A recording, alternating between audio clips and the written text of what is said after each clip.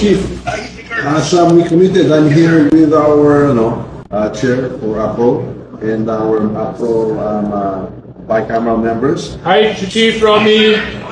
Please kindly convey to the entire AFP, to our men and women in uniform, that as we committed, that the subsistence daily allowance from 150 to 350 has not only been affirmed, but has been approved and is being signed right now. We will ratify the bicameral report this afternoon. So please tell them that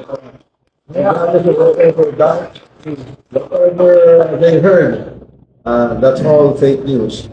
Basta nagsalita tayo when we speak. I as the speaker and the House, when we speak, we mean it and we will always deliver. You are top priority, sir. Please tell the men in the AFP, top priority po kayo. And we are fully committed to support all of you and keep your morale high and always take care of you. Please convey that. Ha? Mabuhay ang AFP.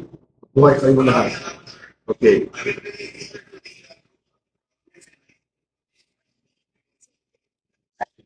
So the design here in the BICA is to be ratified tonight in the plenary. We will ratify the budget on Wednesday, and the president will sign it into law. That is as good as gold. Huh?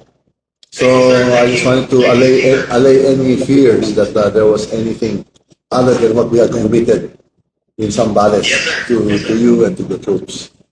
Mabuhay. Huh?